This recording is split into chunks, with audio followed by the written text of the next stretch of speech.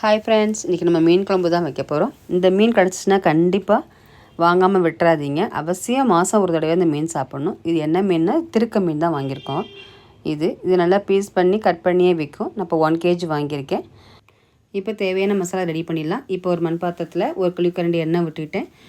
2 spoon மிளகு, 2 spoon ஜீரகம், இப்போ ஒரு கைப்பிடி சின்ன வெங்காயம் போட்டுக்கலாம். ஒரு கைப்பிடி அளவு நம்ம பூண்டு போட்டுக்கலாம். எல்லாத்தையும் சேர்த்து வதக்கிக்கலாம் நல்லா. இப்போ தக்காளி சேர்த்து நல்லா கிளறிக்கலாம். 1 ஸ்பூன் மஞ்சள் போட்டுக்கலாம். இப்போ 1 கப் நான் தேங்காய் தூள் போட்டிருக்கேன். அதையும் சேர்த்து நல்லா ஒரு வதக்கி விட்டுக்கலாம். இதை இப்போ 1/2 கப் மிளகாத்தூள், 1 கப் மல்லித்தூள் போட்டுக்குங்க. இதை கிளற வேண்டாம். ஆறினோடனே மிக்ஸி ஜாரில் போட்டு அரைச்சி எடுத்துக்கலாம்.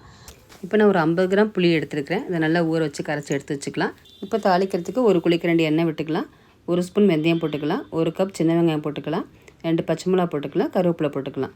இப்போ ஒரு கைப்பிடியில் பூண்டு சேர்த்து நல்லா வதக்கிக்கலாம். இப்போ நம்ம அரைச்சி வச்சுருக்க விழுது இதில் விட்டுட்டு நல்லா கிளறி விட்டுக்குங்க. தண்ணி கொஞ்சம் கலந்து விட்டுக்கலாம். இப்போ நம்ம கரைச்சி வச்சுருக்க புளி கரைசலில் விட்டுடலாம். விட்டுட்டு தேவையான அளவு உப்பு போட்டுட்டு நல்லா கலக்கி விட்டுக்கலாம். இது நல்லா கலந்து விட்டு ஒரு 10 நிமிஷம் நல்லா கொதி வரட்டும். கொதித்து எண்ணெய் மேலே பிரிஞ்சு வரும்போது நம்ம மீன் போடணும். இப்போ பாருங்க, நல்லா கொதித்து எண்ணெய் மேலே பிரிஞ்சு வந்துடுச்சு. இப்போ நம்ம கழுவி வாஷ் பண்ணியிருக்க மீன் அதில் எடுத்து போட்டுடலாம். மீன் டக்குன்னு கரைஞ்சிரும். அதனால தான் நம்ம லாஸ்ட்டாக போடுறோம். இப்போ லோ ஃப்ளேமில் வச்சு நல்லா மீன் வேகிற வரைக்கும் நம்ம கிண்டி விட்டுக்கலாம். இப்போ பாருங்கள், மீன் குழம்பு கமன்னு சூப்பராக அருமையாக ரெடி ஆகிருக்கு. இந்த வீடியோ பிடிச்சினா லைக் பண்ணுங்கள், கமெண்ட் பண்ணுங்கள்.